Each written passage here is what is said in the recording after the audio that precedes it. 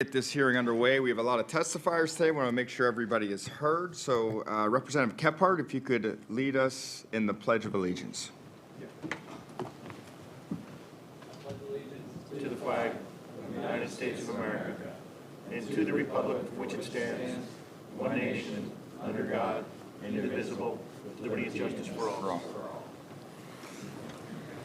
All right, if the members can introduce themselves, starting with Vice Chairman Eckert, and we'll go from there. Good morning. Good morning, everybody. Thank you for being here. I am Torrin Ecker. I represent parts of Adams and Cumberland County. Good morning, everyone. Thank you for being here. I am Craig Statz, representing the 145th Legislative District in Bucks County. Representative Josh Kale, Beaver, Washington Counties. Representative Casey Tomlinson, 18th District, Bucks County. Good morning, Craig Williams, Chester, and the last Republican standing in Delaware County. Good morning, Representative Nelson, Westmoreland County. Joe Hogan, the 142nd District, Bucks County. Good morning, everyone. State Representative Robert Ledbetter, representing the 109th District, all of Columbia County. Dallas Kephart, Clearfield and Cambria County, 73rd District. Good morning, Thomas Kutz, 87th District, Cumberland County. David Rowe, 85th Legislative District, Union, Snyder, Juniata, and Mifflin counties. I will alert the testifiers in the audience. There will be people coming in and out of a hearing, especially in Harrisburg. There's things going on. I appreciate all the members that we have here today. There could be a member that comes online. It's not as likely when we're in Harrisburg, but that could happen as well, and questions could come from online. Today's hearing is being hosted by Representative Casey Tomlinson. Casey, I'd like to recognize you to make a couple comments, and we'll start the hearing. Thank you, Chairman Kale, and the entire Policy Committee. Representative Casey Tomlinson. Parks Casino is in my district, so I appreciate the committee taking the time to highlight the positive impact legal gaming has had in my district and the surrounding area. Park employs just under 2,500 people in my district and has created thousands of ancillary jobs. To date, Bensound Township alone has received approximately $172 million local share, which benefits each and every one of my constituents. That doesn't even include what the county has received.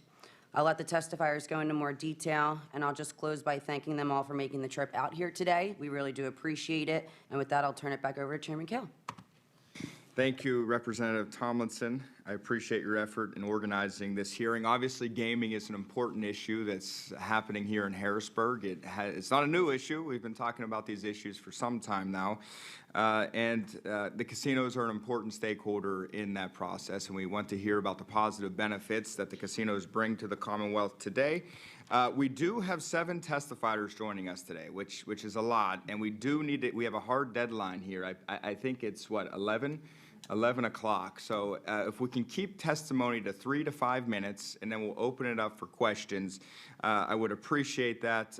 If I have to let you know that we're going too far over, I'm not trying to be rude. It's just a matter of making sure all the members get their questions in and we can have a good debate. I've always found with these hearings, not debate, a good discussion.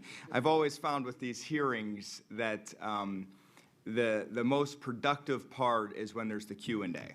And obviously, your testimony is very important, but the Q&A and have an opportunity to discuss things and flesh out issues is always good. So we have a couple of different panels today.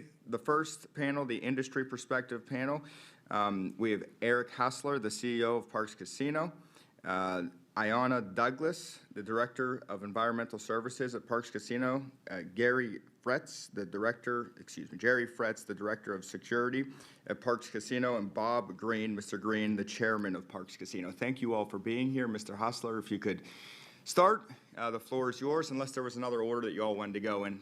Just go ahead. No, thank you. Can you all hear me okay? I believe so, yes. Sorry, I'm a little groggy today. You know, that Sixers game kept me up late, so I'll try and get through this quickly. My name was a big win last night. Nice win.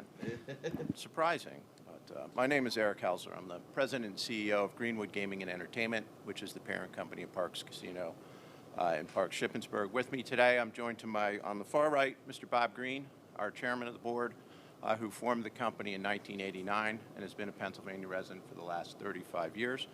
I have Iona Douglas, who is our Director of EVS, and Jerry Fretz, our Director of Security, both of whom will offer some testimony about what we do, both at parks and in our community.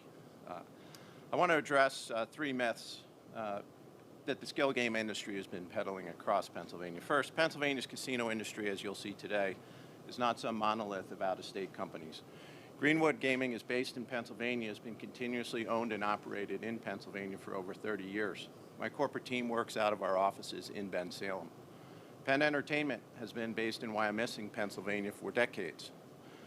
Nemacolin, which is owned by 84 Lumber, has also been based in western Pennsylvania for decades and is a big Pennsylvania employer. Similarly, our colleagues in the industry who are not necessarily corporate-based in Pennsylvania employ thousands of Pennsylvanians in good-paying jobs. So as an industry, we are Pennsylvania and we are Pennsylvania workers. Local businesses and taxpayers are the beneficiaries of our industry. Today we want to put a face to the industry so you can learn more about who we are and how we impact the lives in the Commonwealth. We often hear about how small businesses were impacted by the pandemic and need skill games to survive. Well, I don't want to diminish their struggles. Our industry was completely closed for 3.5 months in 2020. During that closure time, Parks paid its team members for a full 1.5 months at full rate out of our pocket. We also maintained their health benefits at our cost for the entire term of the closure. We spent millions of dollars as an industry to reopen our business safely. Convenience stores were open, restaurants and bars could serve takeout and to-go alcohol service. The retail casino industry was completely shut down in Pennsylvania, and yet we had to maintain significant security and surveillance to maintain and protect our assets while we were closed. There are very few businesses and employees in the Commonwealth that suffered a worse impact from COVID than the hospitality industry, particularly the casino industry. Second, there is the myth that because the casino industry has been generating record revenues, primarily from online gaming, that skill games are not affecting our business, our workforce, or tax revenues to the state. Please remember, we pay 54% of slot revenues to the state, which means that the Commonwealth is a majority partner in our business. Skill games take slot players away from legal, regulated, and taxed online and retail casinos. Since 2018, Pennsylvania slot revenues have grown only 4% in the aggregate. The surrounding states, none of which have skill games, have grown at an average of 21%. New Jersey slot revenues, which has both online casinos and online sports like Pennsylvania, have grown 16% over that time. There are no skill games in New Jersey. This sluggish growth rate exists despite the fact that since 2018, 5 retail casinos have been added to the Commonwealth at a cost of $1.15 billion. The 5 properties also employ 2,700 local citizens in good-paying jobs, which offer comprehensive benefits.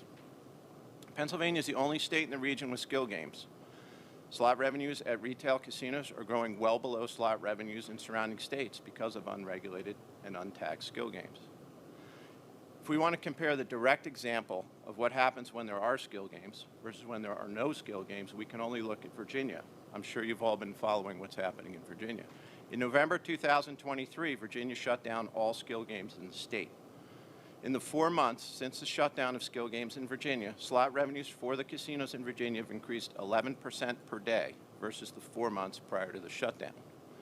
In Pennsylvania, an 11% increase in slot win per day would translate to more than $150 million of additional tax revenue to the state, to the Commonwealth per year. Any way we look at it, unregulated and untaxed games are costing the Commonwealth more than $150 million a year in tax revenue. The people who are getting gypped on this are the property tax relief, which is the vast majority of the tax revenues generated by our slot revenues.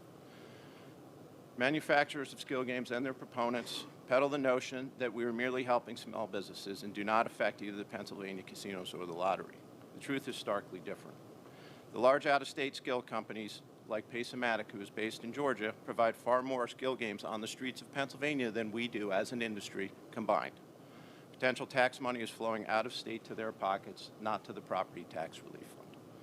The third myth is that because a customer can win in skill games, they somehow offer a better option for the consumer of the so-called skill element and should be treated differently from an actual slot machine from a tax or regulatory standpoint. According to a study by the Alcoholic Beverage Control of Virginia, and I quote from the report, Data collected from ABC shows that gray machines have a much lower average payout rate than other electronic gaming devices. In Virginia, slot machines, historical horse racing machines, or electronic pull tabs all have an average payout of 90%, meaning that on average, gamblers make back 90% of the money they gamble. Gray machines appear to have an average payout rate of roughly 77%, meaning players make back less money on gray machines compared with those in regulated gaming. When the Commonwealth legalized casino gaming 20 years ago, it did so in a carefully controlled and regulated environment, with surveillance, licensing, security, and money laundering controls. Lawmakers and successive administrations got it right, and the results speak for themselves. To the extent the legislature desires to regulate and tax skill games, the casino industry believes the locations should be very limited.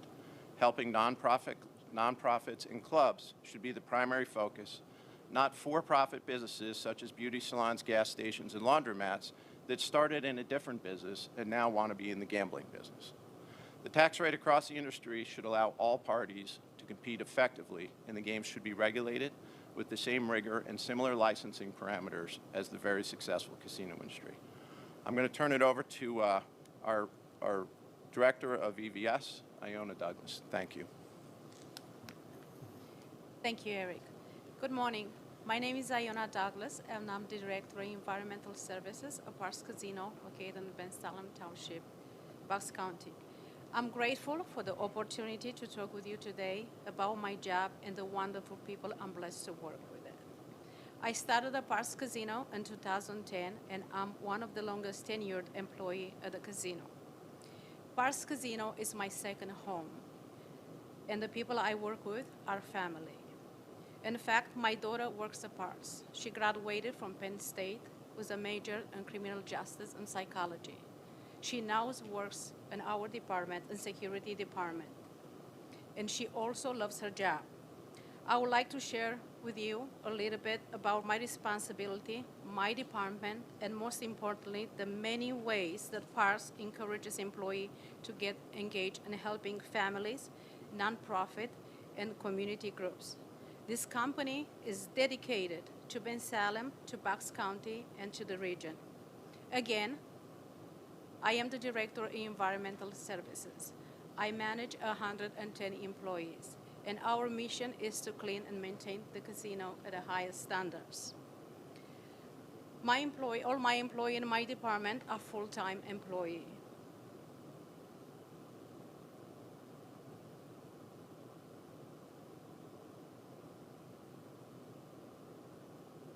Pay the living wage, entitled to vacation and sick time, and offer company medical benefits. The average employee tenure in my department is over 6 years. I mentioned the casino is my second home, and I meant that. My team members and I know that our guests expect a clean and safe environment when they walk through our doors, and we provide that. The average employee tenure in my department is over 6 years. As director, some of my responsibilities are setting budget, developing training programs, establish cleaning protocol, and helping to manage and prepare for special events. Prior to joining Parks, I worked across the United States, Florida, Georgia, Nevada, and Pennsylvania. I also worked in Macau. Parks is a great company to work for.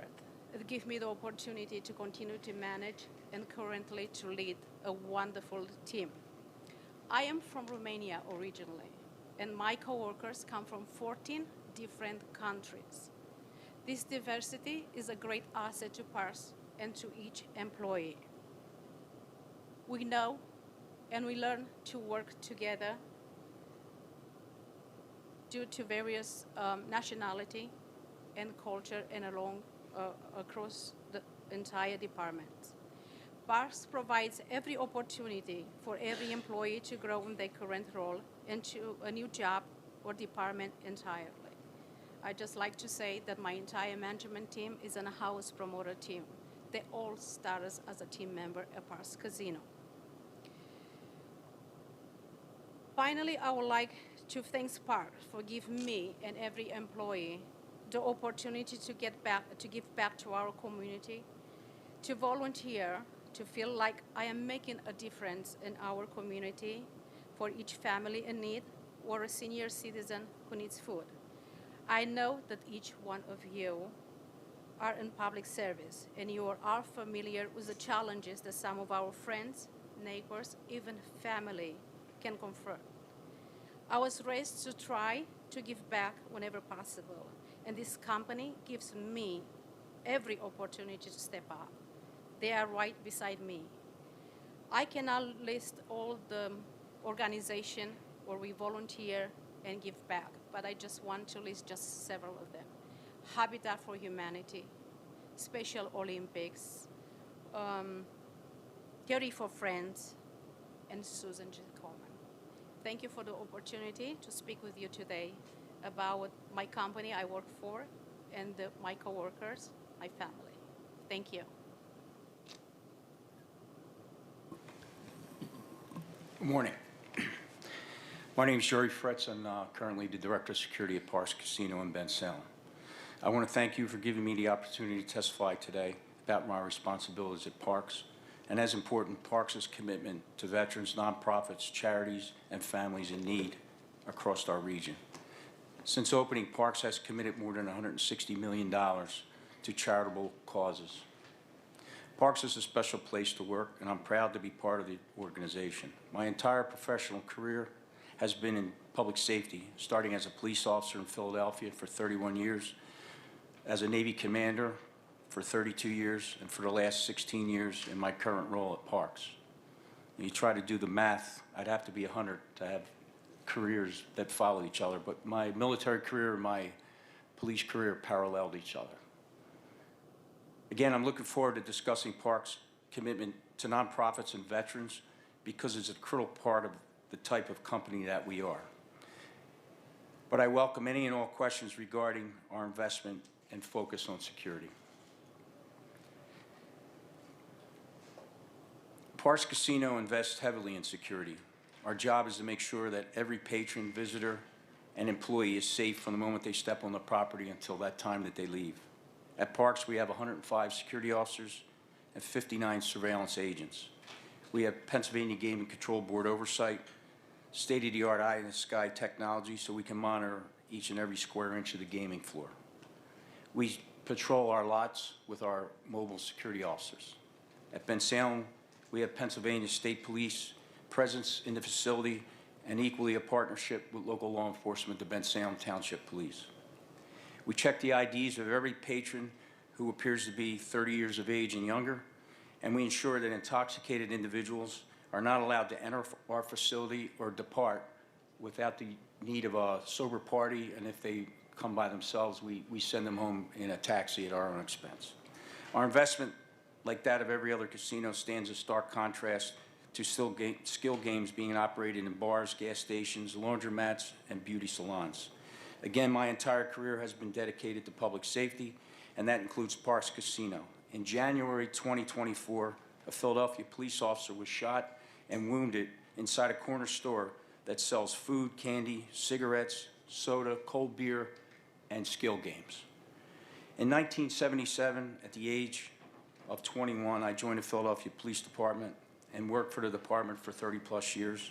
I worked in the Highway Patrol as a motorcycle officer, the Detective Division, and the SWAT team.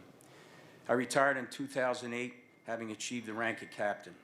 I was honored to have received decorations for valor and over 25 meritorious commendations during my career.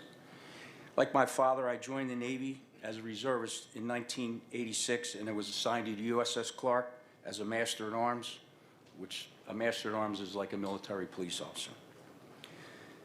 I was privileged to serve in Operation Enduring Freedom, Operation Iraqi Freedom, and Katrina relief efforts, among other roles.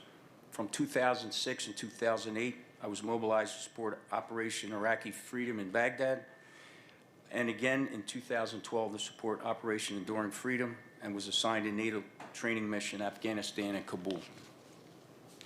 When I was called back to active duty in 2012 and serving in Afghanistan, I was employed by Parks Casino at that time. I received care packages from my team members at Parks, But more importantly, my family received financial support. Those military veterans all know that, veterans or military members don't get paid the same that we get paid in the corporate world. Parks Casino supplemented my income so that my family didn't run into financial distress during my absence. I was especially proud of Parks' dedication to the Bucks County Tour of Honor, of which I'm a board member. The Tour of Honor is an annual event dedicated to service men and women in the Tri-County area.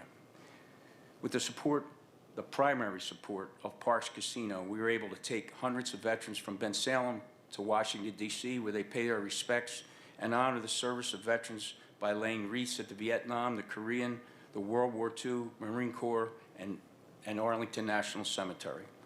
The tour is led by police motorcycle escort and is greeted along the route by cheering families, veterans, and supporters who crowd overpasses to show their respect and gratitude. We have been honored with visits at Arlington National Cemetery with former United States Secretary of State Colin Powell and other dignitaries and flag officers. I cannot tell how moving it is to see veterans praying at these memorials and shedding tears for lost comrades. The tour is just one of the many activities that Parks Casino supports for veterans in our region. Parks has also established business resource groups to help identify opportunities to provide support for veterans and many other groups and charities. And some of those include Friends or Feed the Homeless, Habitat for Humanity, and Caring for Friends, to name a few.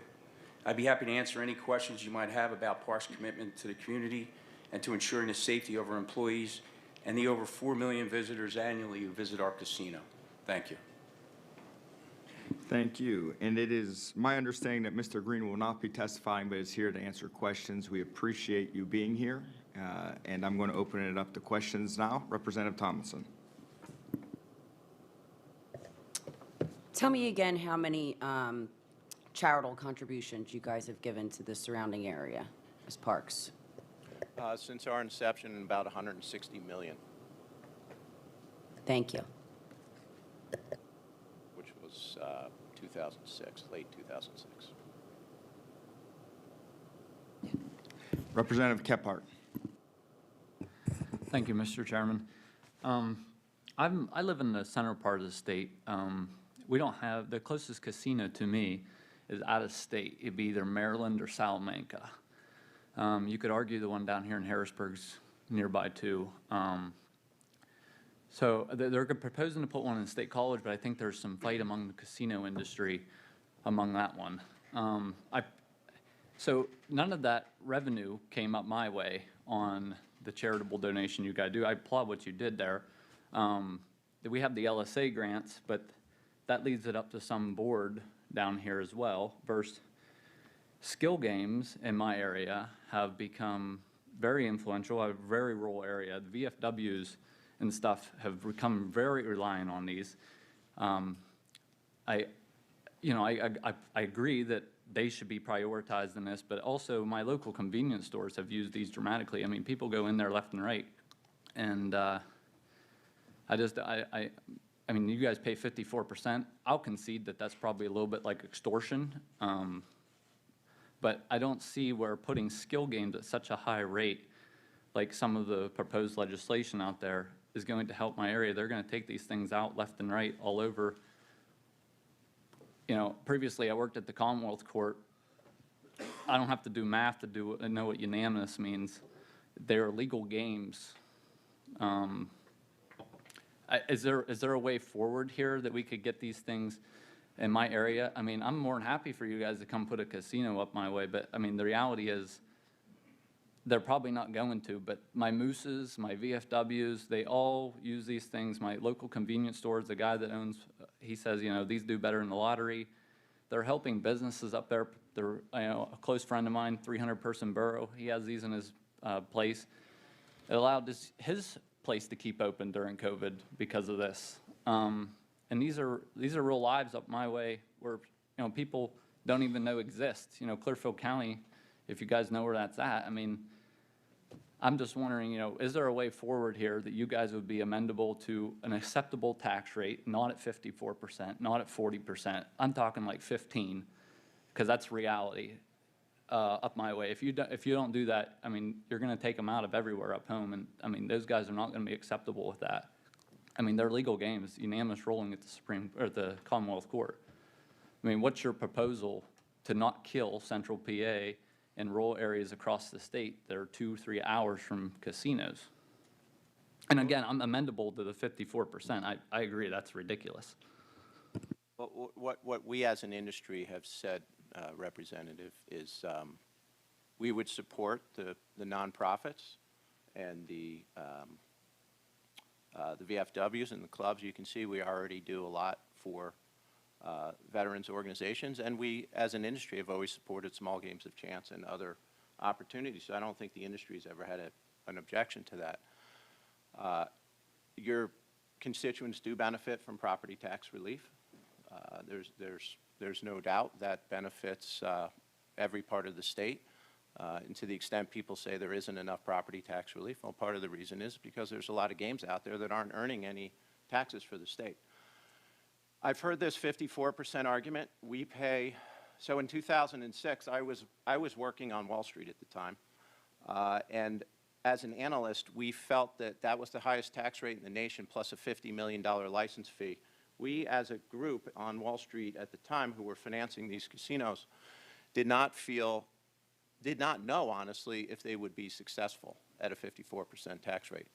Now, we support at Parks 2,400 jobs, $700 million of capital investment, as well as millions of dollars of charitable giving each year against a 54% tax rate. And so when I hear the small businesses and clubs say, well, I can't support a 54% tax rate, there's no labor up against it, there's no surveillance, there's no security, there's no staffing up against it. I don't see why they can't. It will impact their revenue, but I also believe that by taxing and regulating the games, people who currently don't play those games because they feel like they're in the gray area, and they also have no recourse.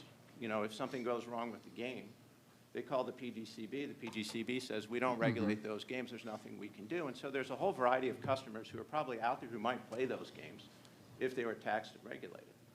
But the idea that they won't make money without a 15% tax rate, I just don't understand it, because I see the infrastructure that Parks and every casino in the state has, including the ones, the Cat 4s and everybody else, who are much smaller than us, pay that same tax rate. And so I think we're willing to have a meaningful discussion as an industry about what the appropriate tax rate is. It isn't 15%.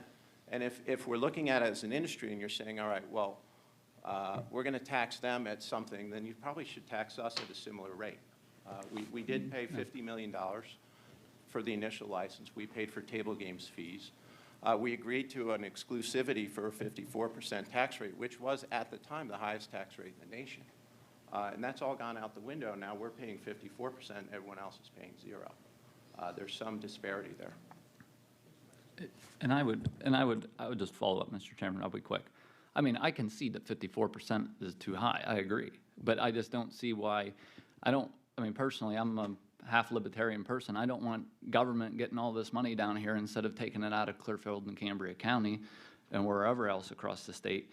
I don't think they know how to spend it better than my social clubs back home that support the local ball teams do either. And as far as you guys, I mean, I applaud you for doing all those charitable donations, but how many of them came to Houtzdale, Pennsylvania?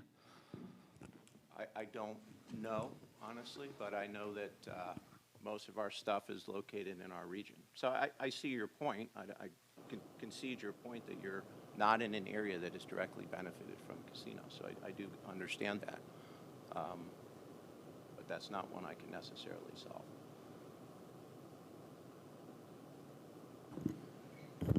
Representative Klitz. Thank you, Chairman. Thank you for your testimony today. First, let me just say, you know, I appreciate the charitable contributions. I don't think this needed to be the way that it was characterized early on, which I counted 8 times you mentioned skill games before mentioning your charitable contributions or paying your staff during COVID. This was supposed to be about the positive impacts of casinos and the good that they can do in the community, not bashing a competitor in favor of your monopoly. I also want to mention your security testifier mentioned a Center City Philly. I think that was kind of a cheap shot at convenience store that happen to have skill games. In doing my research for this hearing, I simply Googled Parks Casino. One of the first articles that came up was someone who was murdered after they were followed out of your casino. So I think it's disingenuous to claim that one crime is related to the fact that a convenience store had skill games when someone leaving your casino was followed home and murdered, and not to mention that. In addition, just a simple Google search led me to a Spotlight PA article that I'd like to bring to your attention. Top gaming regulators in PA met with industry lobbyists before coming out against a casino and competitor. And it reads that representatives of Bucks County Casino had been frustrated by the board's handoff position towards one of its fiercest competitors and wanted that to change. Parks got its wish. Within weeks, the board shed its neutral stance and aligned with Parks and others in a court fight to declare skill games illegal. Now, we know what has happened in those court cases, so I'm curious if you have any concerns about the impartiality of the Gaming Control Board here, that these meetings were never made public and appeared to have significantly swayed the board's opinion. So I think it's disingenuous to come and just hit back on a competitor without also recognizing the issues you have in your own backyard. Sure. Representative, appreciate your points. We host 4 million visitors a year. It's fair to assume there's a level of crime when you have 4 million visitors a year. I'm sure the Liberty Bell has a level of crime as well. And more importantly, we have 100 security officers, full-time state police, Ben Salem police, providing flyover coverage from 6 p.m. to 2 a.m. every night. So I'm unclear what the skill games industry is doing to protect their patrons. Because I know what we're doing. It's not perfect and it's not fail-safe. But I don't see anything that the skill games industry is doing to protect their patrons. They just had a $400,000 robbery of a van. Sir, excuse me. The point is, your testifier specifically wanted to call out that incident about a convenience store in Center City, Philadelphia, without talking about its own. I'm talking about your double standard there. My question is about if you have any concerns about the impartiality of the Game Control Board, I do not, given actually. the non-public meetings that seemingly swayed the board's opinion on it. If you had a liquor license and a guy pulled up with a van next door and started selling beer out the back, who would you call? I'd call the Liquor Control Board, which is exactly what we did. We said, you're the regulator of gaming in Pennsylvania. Does this apply to you? And, you know, the Gaming Board ultimately determined that, and the courts determined that the Gaming Board doesn't regulate this gaming. But at the time, nobody knew if they were actually in the jurisdiction, if it was their jurisdiction. We asked the court, is it in the Gaming Board's jurisdiction? I think that's a very fair thing to say. Last year, the gaming industry was fined $600,000 by the Gaming Board. I would hardly call that an impartial regulator. That was for various violations from underage gambling to self-excluded list to responsible gaming to things that, you know, internal controls violations. I'm not sure I'd call that necessarily somebody who is really aligned with us. We have a good relationship with the regulators, but I think Pennsylvania is one of the most rigorous regulatory agencies in the world. The reason I know that is because Japan is considering legalizing casinos and sent a contingent over to learn from Pennsylvania about how to regulate casinos. So if it's good enough for Japan, it's probably good enough for the skill games industry. Well, sir, I'd suggest that in the future, when you're welcome to testify about the positive impacts, you maybe focus on your positives rather than bashing your competitor 8 times before mentioning a single positive, especially in front of this committee where we're trying to learn about your industry and not just hear about the negatives of your competitor. Thank you. That's all I have. Representative Williams. Thank you, Mr. Chairman. My questions are in the same vein, but a different spirit. I live in Delaware County, just outside of Philadelphia, so And I say this all the time when I'm on the floor. I look up at the board, there's 203 names in the House of Representatives, and that's a tapestry of our Commonwealth, 203 different interests, 203 different lenses through which we see governing the Commonwealth.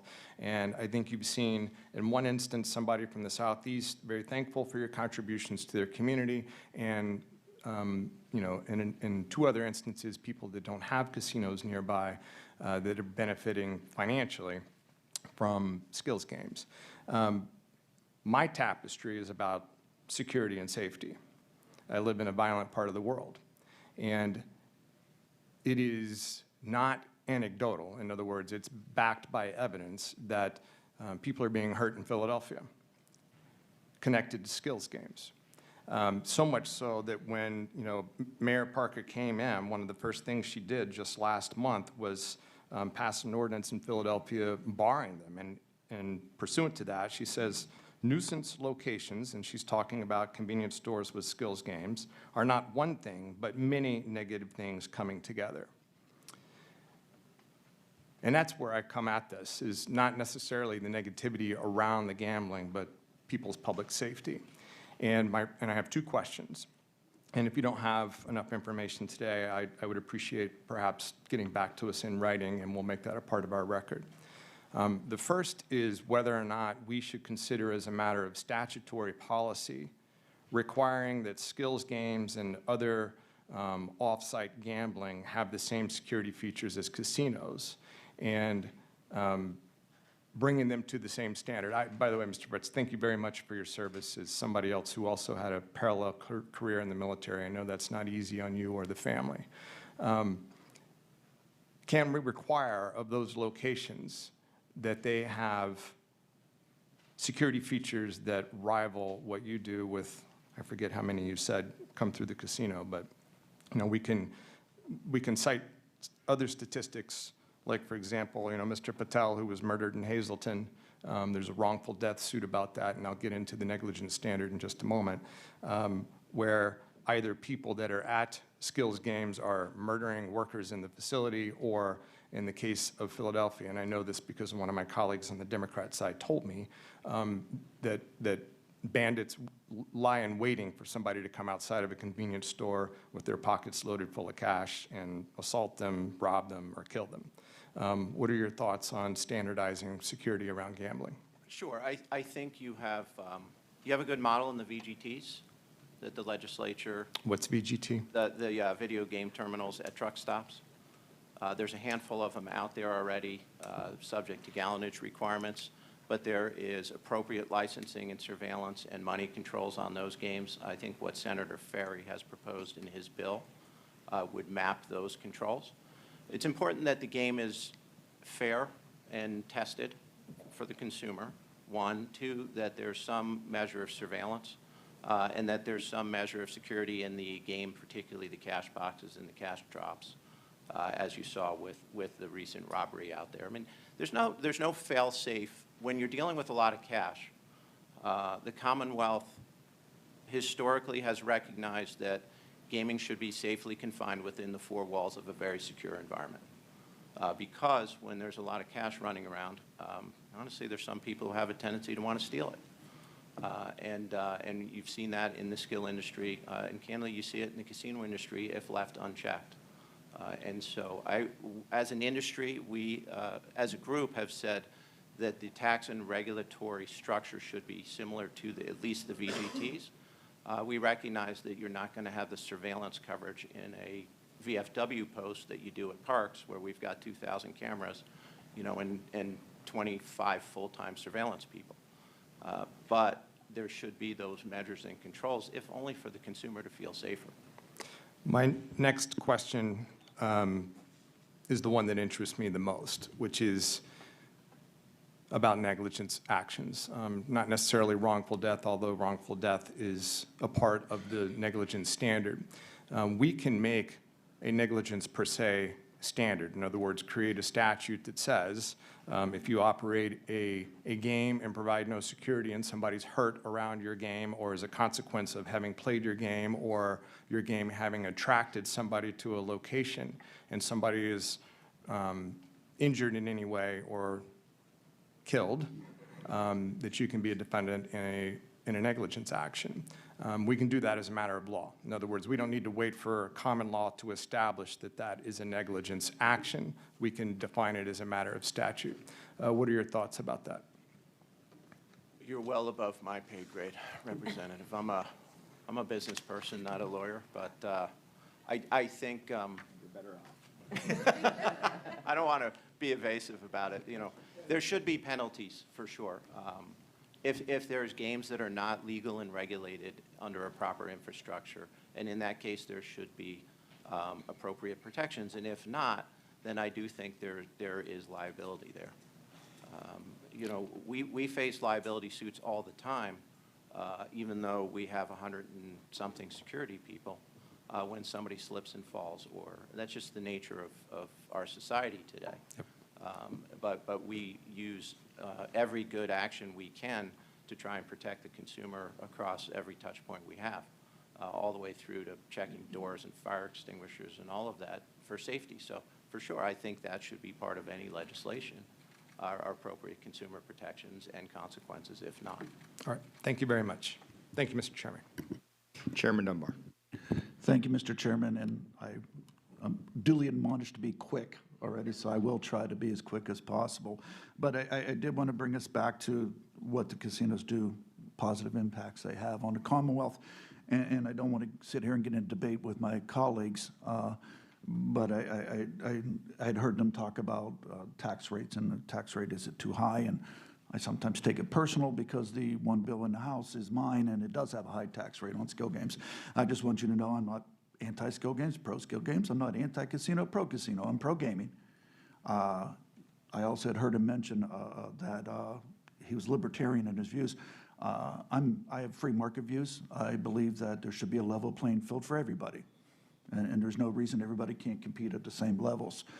With that being said, getting to the positive influences, we talked about a 54 tax rate. Is that the highest? Is that the right number or not? I don't know. But in that 54 tax rate, can you tell us, I'm sorry I missed the beginning testimony, but I'm sure you're told how much you give towards property tax. Can you tell the breakdown of the 54 so all the members understand where those dollars actually go? The industry, not sure I have the numbers right in front of me. The industry paid $2.3 billion of gaming taxes last year. I believe 30% of that goes to property tax.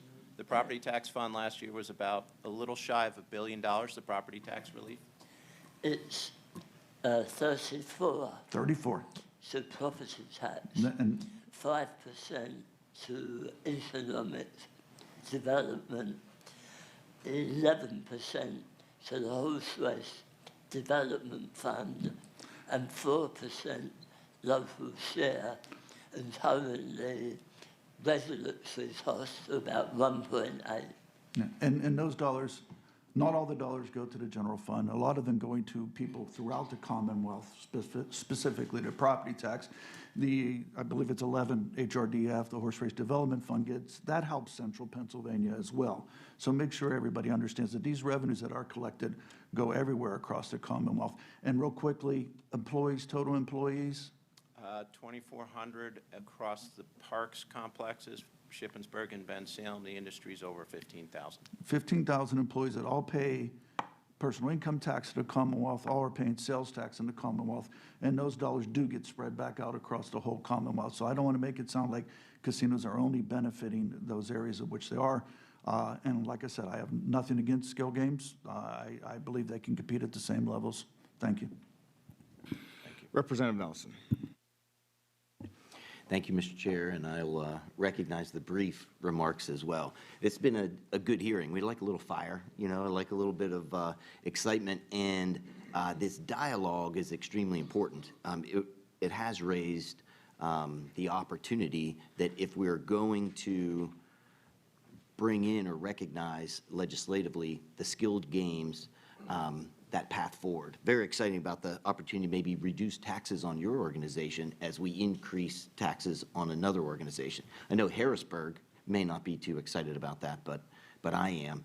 I also recognize the benefit of skilled games that have brought to throughout Pennsylvania, you know, transitioning away from the old cherry bomb machines that weren't regulated, that had dials on them, and clubs would manipulate those numbers and those payouts all, you know, just wasn't as good, you know. If you can touch on the consequence of inaction, if we continue to club each other and not reach an agreement, whatever that form is going to be, because I heard you say flat line of your growth, which is challenging to increase salaries. We also have smaller businesses, you know, that are, everybody wants to keep their own money. So what do you see if we go through another session without actually getting something done? Here's what's happening out there right now. What started as some games in VFWs and clubs went to convenience stores and pizza places and a few other places. And now our new property in Shippensburg is competing against people who are opening up storefronts with 50 games in them. Down in Northeast, there is an old retail storefront that has 50 games in it. It's only a matter of time, Representative, until you see somebody open 1,000 games. And more importantly, if nothing is done, eventually the casino industry will rotate to run skill games. To the representative's point, if they are truly indeed legal, why are we paying 54 cents on the dollar as an industry to have a competitor out there who's paying zero on a game that's substantially similar to what we're running? Now, there's rules around that and everything, but look, Parks has 1 million square feet of space. Our casino floor is a fraction of the entire physical footprint of the building. That's not a threat, that's just the economic reality of it, is that something needs to be done, because the untenable situation for us as a company is that I now have a competitor in Northeast Philadelphia who pays zero taxes, who advertises it as a casino, has zero controls, and has come in from somewhere out of town and opened up a bunch of games and moved in. And that's going to get worse. And the bigger thing that's going to get worse is the money laundering. I have 6 full-time people in our AML group, anti-money laundering operation. We file thousands and thousands of currency transactions a year on our customers, i.e. any interaction with a customer that's north of $5,000 gets monitored. There's none of that in the skill games industry. It is, and I'm not saying some of the operators aren't trying to do something about it, but these folks who are operating 50 games in a storefront are not filing CTRs. They are not compliant with any of the anti-money laundering. And it's only a matter of time until there is a massive money laundering scandal out there. My experience in over 20 years here is that any time gaming remains unregulated for a long period of time, organized crime moves in because it's just too ripe with cash and it's too easy to launder money. There's very few places these days you can safely launder money, given all of the Title 31 controls across banking and other areas. And this is an area that's just ripe for it. There's millions of dollars of cash going through that have zero cash controls on them at all. And Great. so I think that's what we're looking at if nothing gets done, in addition to the continued impact to us as a taxpayer and to the Commonwealth at 54 cents on the dollar. Every dollar that's going in that isn't going into a regulated, legalized online or retail slot machine is money that's going out of the property tax relief fund. It's just that simple. So until they're under some regulatory scheme with some taxes on them, you can see what's happened in Virginia. As I said, it's an This issue, 11% increase in 4 months. It is very similar to, and Representative Dunbar was key in the past for the online gaming and gambling where citizens were gambling against computers. They were gambling in an unchecked environment. And Correct. All offshore. All we that had sports betting money. They're betting more in sports because new customers now feel safe betting, but there was billions of dollars of money going offshore to sports operators in other, in the islands that's now being effectively repatriated. Not all of it. There's still a fair amount of it out there. Thank you, Mr. Chair. Representative Ledbetter. Thank you, Chairman. Testifiers, thank you for being here this morning. My background is in the CPG industry, so I love innovation. I love innovation for established industries where that innovation allows you to perhaps capture incremental market share where it didn't exist before. And I know you guys have embraced similar positions where on your casino floors you guys have embraced different slot formats, even perhaps table games that now no longer require individuals. In the spirit of advocating for innovation, I appreciate Mr. Green's leadership with William Hill, and I think back to my time in the Nevada market. In 2011, I think it was, William Hill acquired three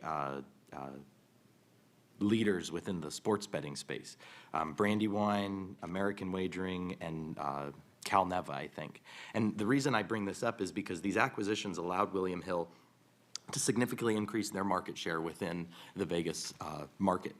And what it also did was, by leveraging that spirit of innovation and technology, they were able to partner with licensed on-premise gaming accounts, parlors, slot parlors, where now those retailers that had previously only offered slot games, et cetera, were now able to take a position on sports betting. And that created a very colorful conversation with the local casinos, whether it be Stations Casinos or some of the more established industry leaders that had historically benefited from having that draw for their gamers to come to their sports books. And now you can go to PT's or Sierra Gold and place a sports bet and have a burger and not have to make that drive.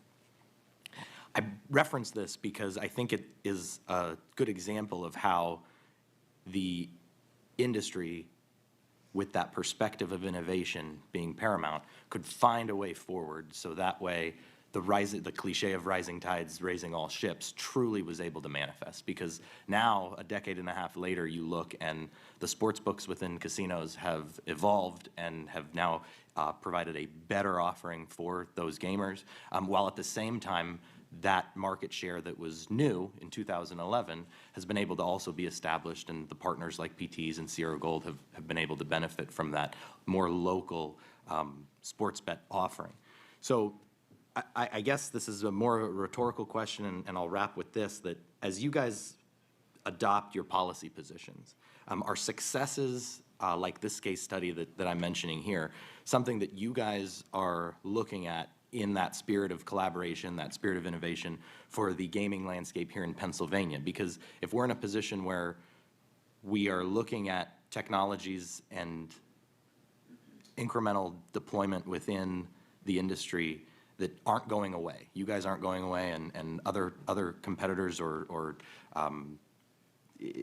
innovations aren't going away, are we taking care to look at case studies like the expansion of William Hill in the Nevada market with sports betting to ensure that the best practices from that are crafting the policy positions you guys are taking, and then we coming to you as subject matter experts can lean on? I think it's a great point. I think what the Commonwealth has done with online casinos, Parks runs BetParks, our subsidiary. We have 100 employees based in Pennsylvania. We run our own operation there. It's a nice synergy between the retail casino and the online casino. You can play in both channels. I don't see that distributed gaming, Penn Entertainment runs distributed gaming, video game terminals within the Commonwealth as well, and then Illinois, and also runs casinos. It has to be taxed and regulated. I do think under a regulatory structure that makes sense, you attract better technology into the skill game or VGT market. So for instance, the biggest manufacturers of games in the casino industry, IGT, Ainsworth, Aristocrat, Bally, none of them produce a product in the Pennsylvania skill market right now because it's a gray market and it's not regulated. So to the extent that it is a regulated and taxed market, those companies will feel safe to introduce and build a product for the market, which will improve the overall product and the innovation within the market, no matter what the rules are, whether it's video game terminals or skill game terminals. So I do think, but it's always under the guise of it has to be taxed, regulated, and tested in order for the innovators to come into this space, because the consequences in other markets for your licenses are just too severe of being in a gray market. And that's what we have right now is, yes, there's court cases that say these are legal games, but there's no manufacturer in the country right now that's moving games into this market that has gaming licenses everywhere else. And I think that's because they won't do it unless it's explicitly regulated. Thank you, Chairman. Thank you. Does anyone else have any other questions before I ask a couple questions? All right. So I do want to clarify a couple things. I know Thomas had made, Representative Kutz has made mention to the purpose of this hearing, and he is correct. The purpose of the hearing was to talk about the positive attributes of casinos, and I think there was an opportunity missed here today, in particular with Mr. Hausler in the testimony. And let me clarify what I mean by that. I come from a district that is not near a casino, although some of the southern portion of my district is near it. But where I live, Beaver County, not really near the casino.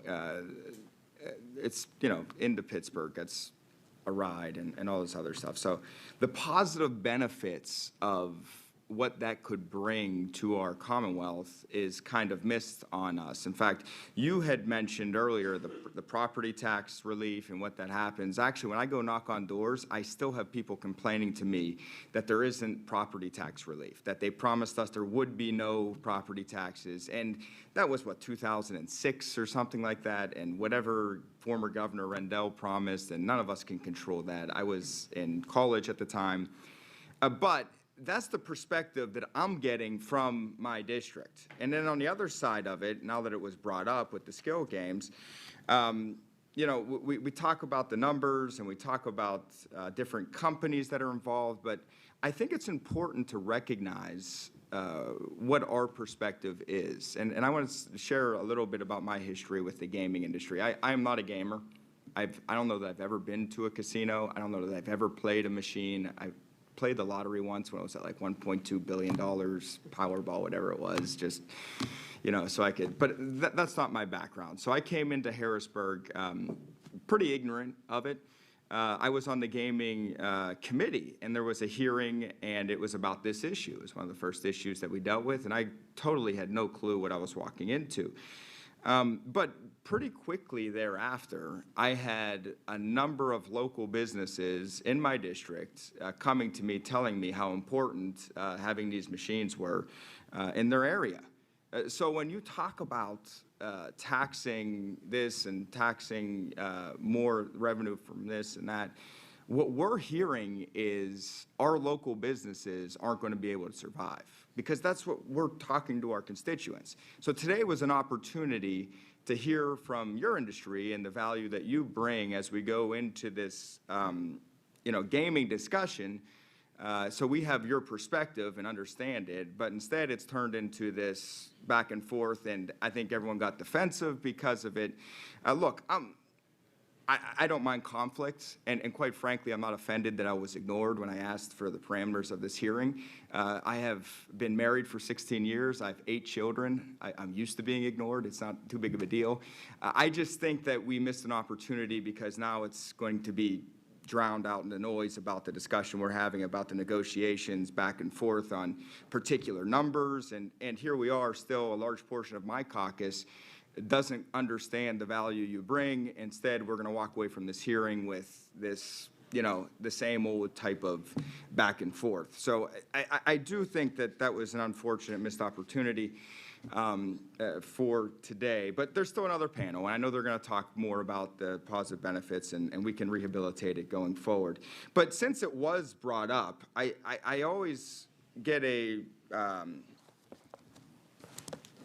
I'm always confused by the notion that a machine in my local gas station is competing with a casino, because I can't imagine that somebody is going to, instead of driving to downtown Pittsburgh, is going to stop at the local BP, which is about 4 minutes from where I live, and say, you know what, I'm going to stop here and play a game instead of going down to Pittsburgh.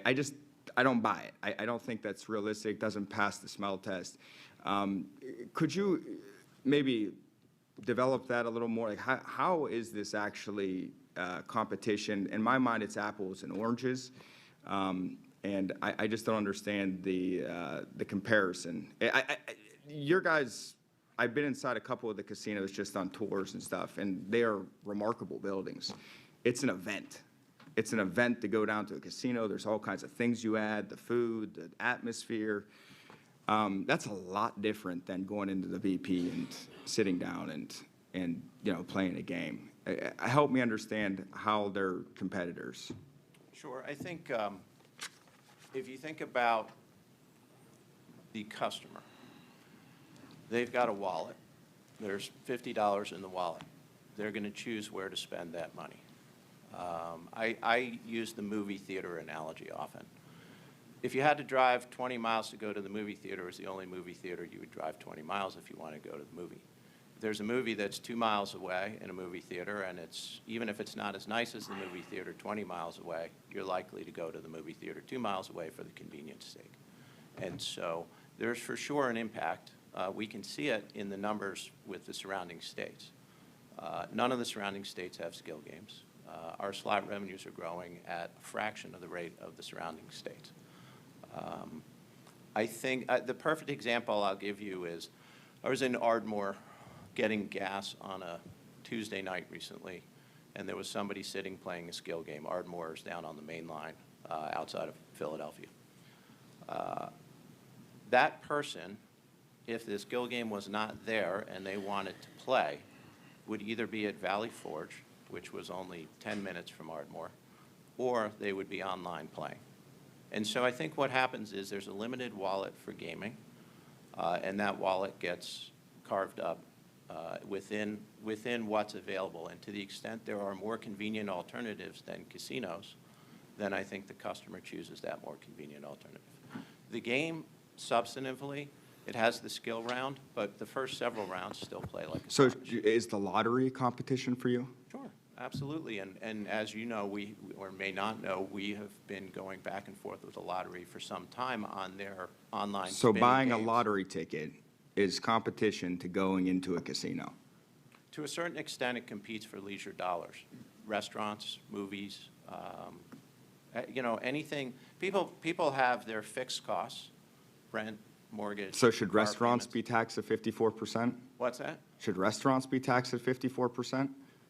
No, I mean, if but- that's competition for you. Well, we also operate 6 or 7 restaurants. It's a different business model. Casino gambling as a business is inherently more profitable than restaurants, which is why the legislature recognized that it could be taxed at a much higher level, because it's not as labor intensive.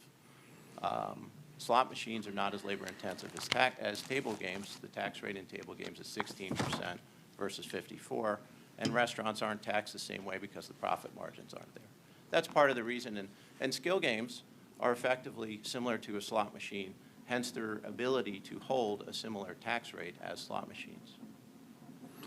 The environment isn't, though. It's a different environment, for sure. It's a different experience. It's a different Yeah, experience. It's a absolutely. different, the product is different. It's apples and oranges.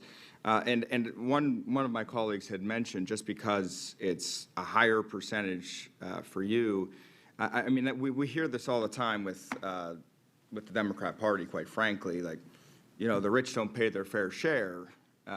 They pay a less of a percent than the middle class does, and they're right, they do, because of the tax structure and the way things were put into place and all this other stuff. My response is, well, let's cut the taxes for the middle class. Why is the answer to, jack up the rates for somebody else? So I don't know why we're going down that path. You had made mention of something, and I'll finish with this, and it's just something that kind of I wanted to catch. When we're talking about raising taxes on games of skill and stuff, what we're ultimately talking about, I mean, sure, it affects owners, operators, distributors, but it's also going to raise the taxes significantly on our VFWs, and that was mentioned earlier, American Legions, local convenience stores, local taverns, and every time I go into a place now, I always want to talk to the manager and I ask them about the benefits of these machines and what it means to them. Some of them, it helps them pay rent, other ones, it helps them pay insurance costs for people. It's a real benefit for an industry that is not doing great in rural areas, that population's decreasing in, that there's not as many people coming out and doing all these other things. You had made mention that you'd be willing to help VFWs and American Legions and stuff like that within your testimony. Are you talking about across the state? Or, I mean, I understand the regional investing in your community, and you should, and that's good, and that's great, and I applaud that. And I don't begrudge you for not investing in Beaver County, because Beaver County is on the exact opposite side of the state from Bucks County, and you should be focused on your community first. But it is going to have an impact in Beaver County if these types of what you're proposing as far as tax rates go into effect. How would that work? Do you have any idea, or is that just something that you'd be willing to consider in this process? Well, I think we've said all along, but the industry recognizes the struggles of the clubs and the nonprofits. But they've got themselves in a tough position, admittedly. They've got a game that showed up out of nowhere, replaced, someone had mentioned, the cherry bomb games that have been playing for years. And look, I was in and out of Pennsylvania growing up and remember those games in Scranton when I was in college and stuff. And so they've got a game now that they pay no taxes on. The Commonwealth needs to decide what is a fair tax rate for those games, or is it nothing? If it's nothing, then you're missing a huge opportunity, because what will happen is it eats up the casinos. The more games that are out there, do a handful of games, you know, several thousand machines at the VFWs and the Legion posts hurt us? No. As an industry, do 90,000 games out there right now hurt us as an industry? For sure. Are they hurting the Commonwealth? Absolutely. And so somewhere in there, there's a sensible solution, and the industry has been supportive of that. You know, we came to meetings with the Senate, sitting down to try and find a consensus. We showed up at the meetings. You know, the entire industry, representatives from each of the casinos, have shown up trying to find a solution. We've been asking for this for quite some time. I don't know what the proper solution is, but 0 is not the right number. The idea that they can't pay any taxes because it'll hurt their business. They didn't get into the gambling business, the restaurants and the convenience stores. The convenience stores sell gas and food. Gambling should be a side business, and it should be taxed appropriately. In Illinois, they pay 30-something%. In Virginia, they're well over 30 on the new skill games legislation, or sorry, over 25 in Virginia. In Illinois, the VGTs, which are in all the convenience stores and gas stations, are into the 30s in terms of the tax rate. And so it's a question for the Commonwealth of, do you want to let untaxed, unregulated gambling go on forever, and then what are the ultimate consequences to it? Is it the Legion Post? No, it's, like I said, it's the 50 games that are in Northeast Philadelphia from some guy who moved in from North Carolina and will stay here as long as you all let them. Yeah, and that's not helping the Legion Post either. That's taking money out of the Legion Post. It's taking money out of all the local places. It isn't helping the bars and taverns. Sorry. You know, these games that are operating in outside of Shippensburg, right here in Harrisburg, you know, 50 machines, that's hurting the Legion Post.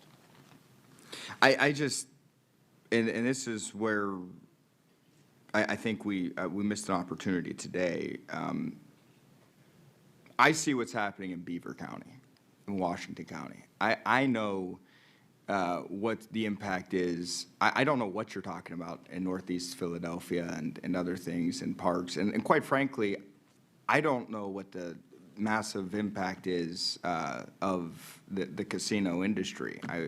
And when you're talking about taxing at certain rates and stuff, what I am hearing and what a lot of us are hearing that don't have similar experiences is you want to shut down my VFW. You want to shut down our taverns. You want to shut down. That's what we're hearing, and because that's who we're listening to, and we understand that. Just like members that have casinos in their district have a much better understanding of the positive benefits. And the way forward for this is to come to a table and have an understanding, like, there's benefits across the board with all of these. Like, there's got to be a way that makes sense for the Commonwealth to move forward. And geographical issues are tough. It's not so much ideological issues that become geographical issues, and we see it in other spaces. And that's what this is. And in order to overcome the geographical issue, there has to be a level of understanding of where both sides are coming from. And I just think we missed an opportunity for that today. But I do appreciate you being here testifying. I do appreciate you answering the questions. I am sure that we'll be hearing more from you guys as we go. We do need to get going to the next panel. My goodness, we need to get going to the next panel. I am sorry that the next panel is going to have to be rushed, but that was riveting. So I appreciate. Yep, absolutely. Appreciate it. The next panel is the community perspectives. Robert Baer, President of the Building Trades, Jeff Darwalk, Executive Director of the Redevelopment Authority of Bucks County. I'm sorry if I butchered your name. And Brittany Nugent, the Contract Manager, ABC Construction Company. We are running up against a hard stop. If we could maybe have abbreviated testimonies, open it up for questions, and we can go from there.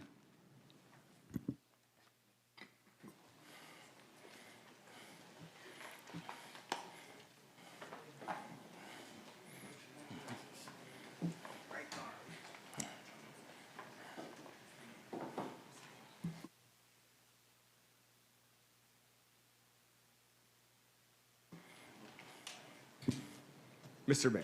Good morning, You're like an Chairman. expert testifier for our Well, committee. look, I will I be appreciate brief. you being And, here. and I think I can get us back on track here a little bit. You guys have seen me testify many, many times about our partners in the industry and what they bring to the table. The casino industry in Pennsylvania has been tremendous for the building trades, all right? We talk about community impact. We're talking about millions of man-hours of construction from Pittsburgh to Philadelphia and everywhere in between. We're talking about hundreds of millions of dollars of tax revenue that our members have paid and spent back into the communities. And you can't overlook the impact of the casino industry. When you heard about all those security systems, and I believe Representative Williams was talking about security, my guys are the ones that install all those cameras. My guys are the ones that hook all those slot machines up so that we can regulate them. My guys are the ones that continue to work in all those casinos and get their gaming licenses so we can work on the gaming floors. And they bring this huge benefit back to Pennsylvania. And I think you're right, we wanted to have an upbeat hearing. And one of the things that I would say, and you've heard me say this many times, Chairman, is I advocate for fairness, a level playing field, and parity. And I think that was what we really should have been talking about today. You know, we can't discount what the gaming industry has done for my members. Representative Tomlinson knows how many of my building trades members have worked in her district. And a couple of the members that have left, I would have said to them when they said, what did it do for my area? Maybe directly you don't have a casino, but many of your building trades members that live in those rural areas, and Representative Rowe left, I know quite a few of his people that have worked in the gaming industry that live in his district because they're my members. So the casino industry has touched every single county in Pennsylvania in a positive way, in a highly regulated industry. And I think what you hit the nail on the head. We need to find a level playing field and make this work for everybody. I'm here to advocate for work. That's what I do. I like putting people to work. The casino industry has put a lot of people to work. All right, and they've generated millions of dollars in tax revenue outside of what they pay for the state of Pennsylvania. And I think we just need to say, where can we find this balance? You know, would I love to put security in every single place in Pennsylvania? Oh my God, yes I would, Representative Williams. Would I love to hook every machine up so that it's regulated? Oh my God, Representative Williams, yes I would. Okay, because the industry is good for Pennsylvania. Chairman Kale, you were correct. In 2006, as a fledgling industry, you know, we wrote the book on this, and we've modified as we went along, and we have some of the toughest regulated industries in the country. But the benefit to the state and to my members and to all workers of Pennsylvania cannot be overlooked what the gaming industry brings. You know, I know the people beside me are going to talk about the direct impact of their areas. I'm here as a statewide representative saying it's impacted all my members from one end of Pennsylvania to the other, north to south, east to west, and it's been a positive impact. And we would hope that going forward, we can continue to reap that benefit and reap the benefit of an economic development agency that's going to continue to build Pennsylvania. We're going to bring more workforce development, more economic development, And at the end of the day, as you and I've talked, Chairman, we're never going to turn down revenue for the state of Pennsylvania that can be spent wisely and used to the benefit of all the constituents of the Commonwealth. And I know you have my testimony. I'm always brief, but I think I'm trying to get it back on an upbeat level here for you. That's all I have. Thank you. Mr. Darwick? Sorry if I butchered your name.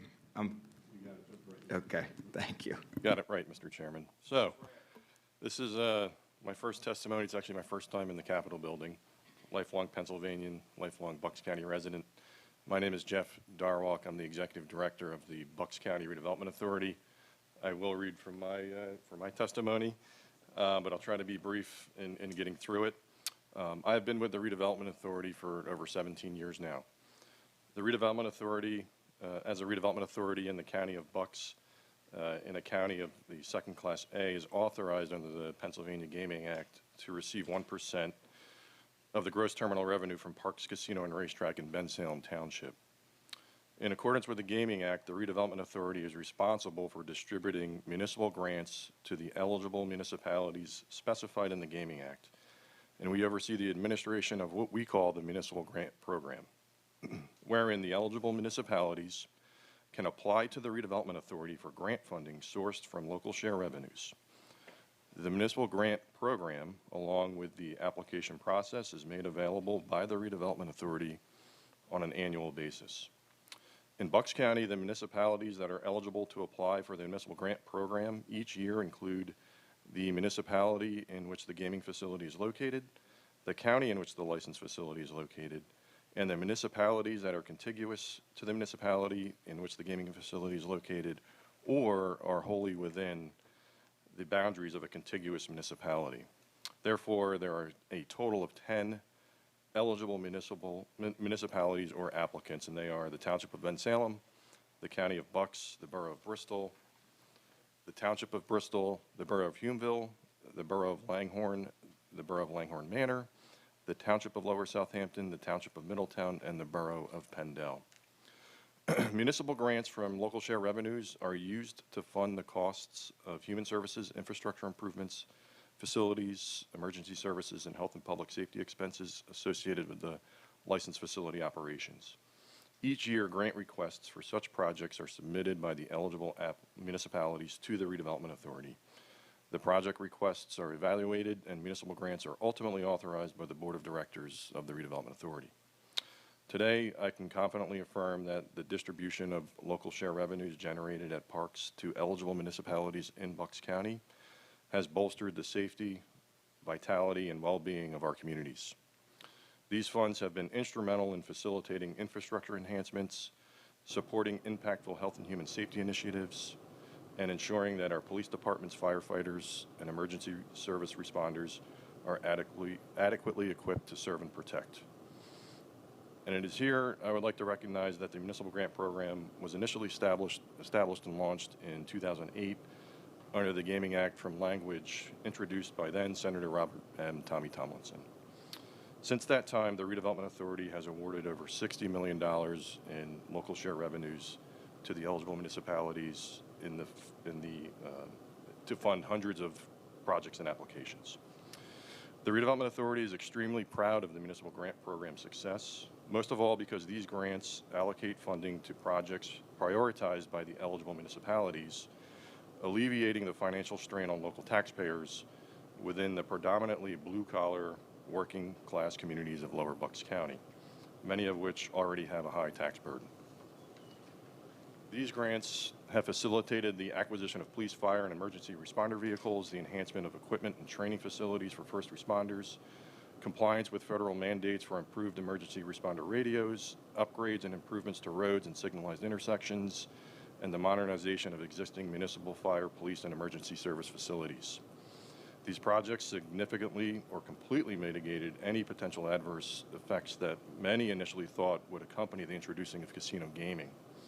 I believe it's worth noting, however, that many of the predictions related to adverse impacts never materialized, and I credit this to the proactive steps taken by our communities, facilitated by the forward-thinking of state legislators who crafted the gaming legislation, allowing for the creation and utilization of these municipal grants. Indeed, Parks has been an economic driver, providing thousands of jobs in Bucks County, contributing millions in taxes annually, and underpinning Bucks County's flourishing tourism industry. According to an economic impact report commissioned by Visit Bucks County in 2022, nearly 8 million visitors, outside visitors, experienced Bucks County, generating $1.2 billion in visitor spending. And according to the report, Bensalem Township, which of course hosts Parks Casino, was by far the top destination for visitors, attracting 18.6% of all visitors, followed by the next closest municipality at 9.6%. I mention this to emphasize the profound impact of Parks on Bucks County's tourism and hospitality sector, and to spotlight our utilization of local share revenues at the onset of the COVID-19 pandemic. These funds enabled us to establish emergency funding programs, assisting over 100 tourism and hospitality sector businesses and nonprofit organizations in weathering the pandemic and impacts from the subsequent shutdown. While we funded hundreds of projects over the years, I wanted to point out one consistent beneficiary of the municipal grant program. It's a multi-municipal collaborative endeavor known as Towns Against Graffiti, or TAG. Established in 1997, TAG's main objective is for the removal of graffiti and litter from buildings, structures, and main roadways across Lower Bucks County. All municipal grant program eligible municipalities partake and endorse the TAG program. Supported by funding from local share revenues through the municipal grant program, this initiative swiftly removes graffiti within 24 to 48 hours of notification. Approximately 600 sites are cleaned annually, and totaling around 18,000 sites cleaned since 1997. The TAG program ensures Bucks County remains clean and welcoming for visitors. The municipal grant program has served as a much-needed funding source for our numerous volunteer firefighters and emergency service responders in Lower Bucks County. The Pennsylvania Senate Resolution 6 final report of 2018 stated that fire and EMS are in crisis right now. The decline in volunteerism is a national, state, and local trend. The number of volunteer first responders in the 1970s was 300,000. Today, the number of volunteer first responders is 37,000. The report goes on to emphasize, simply stated, fewer people are volunteering and staffing performance is less than needed in many cases, straining the entire first responder system. This is a recruitment of personnel and retention of personnel problem. Failure to address the problem immediately will result in expansion of paid staffing and related tax increases to populations of the Commonwealth. The municipal grant program has allotted millions of dollars to aid our volunteer emergency responders in Lower Bucks County. Local share revenues have played a crucial role in assisting these organizations, ensuring they possess up-to-date personal protective equipment, reliable apparatus, compliant communications equipment, training, and modern facilities. Funding through the municipal grant program is essential for our volunteer organizations to recruit and retain volunteers, particularly in these challenging times. In closing, I would like to express my gratitude to the Chairman and Representative Tomlinson and the members of the committee for inviting me to testify before you today regarding the impact and importance of local share revenues through the municipal grant program we administer in Bucks County. The program stands as a notable success for Bucks County, providing tens of millions of dollars used locally to support investments in infrastructure, improvements, facilities, health and public safety, human services, equipment for law enforcement, firefighters, and emergency responders, which has ultimately saved money for the hardworking taxpayers of Lower Bucks County. Thank you. Thank you. Ms. Nugent? Good morning. My name is Brittany Nugent Madera. I'm representing our family business, ABC Construction Company, Inc., and Bensalem. We are a woman-owned small construction business, and I want to thank the committee for inviting me to testify here today. It's really an honor to be here and highlight the profound impact that Parks Casino has had on our business and our community. We have been doing business with Parks Casino since 2014.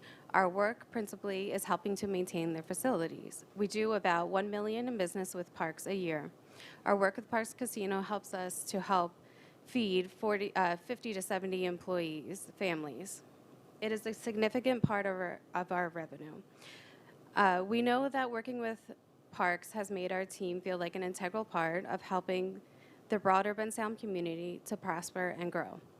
Parks is a major economic driver for our hometown and the region. We are enormously proud of the part that we play with Parks Casino. Parks Casino's commitment to working with small local businesses like ours, especially a woman-owned business, stands as a testament to their will and want to drive the community forward. Parks recognizes the invaluable contributions that small and local businesses make to our economy. Through various initiatives and partnerships, Parks Casino has provided opportunities for local enterprises to thrive, and that fosters a culture of collaboration and growth within the entire region. Parks Casino's direct contribution is key, obviously, but the ripple effect that it creates is a game changer. By employing local talent and investing in our community, we can continue to create jobs, stimulate economic growth, and elevate the quality of life for everyone in Bensalem and the region. Our company and our employees need the work at Parks Casino. Need the work that Parks Casino provides to continue to thrive. Many people I know in Bensalem are Parks employees who are grateful that they are paying their bills and providing a future for their families and for the next generation. I have a lot of friends and neighbors who enjoy Parks for a night out, for a concert, or for dinner. They visit Parks for the games, the amenities, and the food, but they also know that Parks is safe. As a mother, it would be nice to know that gambling gets to stay in a casino where it's regulated and supervised. Illegal machines can attract crime, and they can be an open invitation for minors to gamble. Parks Casino's partnership with ABC Construction isn't just about business transactions. It's about building relationships and fostering prosperity for our community. Together, we embody the spirit of collaboration and mutual support that defines our community. I appreciate the committee's time and allowing me to highlight the positive effects of legal gaming. Thank you, Mr. Chairman. Thank you. Representative Nelson, very quick. We a couple minutes Yeah, here. absolutely. Super quick. And just wanted to, the second panel, great to be able to have to talk about the benefits, the bigger ripple. We are, in Westmoreland County, are beneficial for our CAT 4, which I know a number of those tradesmen that worked in rehab, that casino saved our mall. It also brought in small businesses around, restaurants came in, so not just the almost 600 employees that work at the casino, but the multiple businesses around, and the millions that we've received in CAT 4 LSA dollars that have gone back to the community. I don't know if this line item is included in the skilled game aspects of everybody getting their share of this new industry, but I just wanted to, reinforce the extremely positive area. What we're hoping is that the casino is going to then help to lend and build a hotel, which is totally different from the casino, but it's a destination in Westmoreland County. The nightclub is safe, it's full. The parking lot is full through the day for different needs. They expanded and put in a venue now. There's a wedding location, and all sorts of organizations are able to participate where we would not have been able to do that before. So I echo each of your testimony, and it's a consequence. It's a shame that this panel wasn't full for this side of it. Thanks, I'm done. Representative Hogan. Thank you, Mr. Chairman. I actually, so my prior background was working for Jeff Darwalk, so very familiar with a lot of the programs over the years, and I can attest to how important those grant dollars were for a lot of local organizations, a lot of first responders in our community, but also can speak to the jobs aspect, because I know several people in the trades that actually work at Parks Casino as well. But Jeff, your testimony kind of focused on the municipal grant program, which my district and Representative Tomlinson's district benefits greatly from. But there's another program as well that uses revenue from the county that the entire state can benefit from. That's the LSA program. Can you speak very briefly about that program and maybe some of the projects in Bucks County that have benefited from it as well? Thank you, Representative Hogan. Yes. So in Bucks County, the Redevelopment Authority is an eligible applicant for LSA statewide grant funds. It's a newer program, obviously. Last year was, I believe, the first year. We were the recipient of 4 grants, which helped us fund projects that otherwise probably would have been sitting for a while until we could identify some other funding source or something else came along. One of them was a project that was a former Navy base in Warmminster Township called Shenandoah Woods, that we were working with the township in partnership with to remediate the blighted conditions and convert it into a public park, which would tie into the large park system next to it. Another project was a large blighted area in Bristol Borough. The funding allowed us, the LSA funding allowed us to finish up the necessary acquisitions of the sites. And right now, we're actually in the process of removing all the blight and demolishing all the buildings. If we didn't have that funding, we'd probably be working at it for another 5-10 years, and the borough had already been working on it for about 20 years already. A smaller project was for the YMCA in Fairless Hills, a cargo van to transport passengers and children. They have a daycare facility for lower-income families, so that cargo van supports them. And this year, I know we've had a lot of requests in, I think for over $8 million. So it's a much-needed funding source, particularly for what we do at the Redevelopment Authority in the area of blight and brownfields. You know, funding sources for that are in my opinion, sorely needed with programs like the Industrial Sites Reuse Program and the grants for those kind of being limited as to, you know, what we can get for that. So we have projects that are ready to go, but just need that little bit of funding in this program. LSA has been a really, really good program to see. Well, thank you for that. And that program is available throughout the entire Commonwealth. So even if you do not have a casino directly in your territory, organizations can still apply for those grant dollars and still benefit locally from gaming. Thank you. Thank you, Mr. Chairman. And thank you to this panel. I do apologize we don't have more time for Q&A. Mr. Darwick, I actually have a couple questions that maybe after the hearing ends, I don't know if I can actually pull it off myself, but otherwise I wanted to hand it back over to Representative Tomlinson to close us out here, and we'll adjourn. Thank you, Chairman Kale. Well, contrary to some opinions, we did hear today how beneficial legal gaming is for this state. Gambling in a casino or outside one is still gambling. And in this state, we have those in the gaming business that play by the rules and those that do not. That's just a fact. We come here as state representatives to make law. We value the law, and we believe it should apply to everyone. Again, I just want to thank each and every one of you for coming and providing testimony. We really do appreciate it. And again, thank you, Chairman, for the opportunity. This concludes our hearing. Thank you. Thank you, Representative.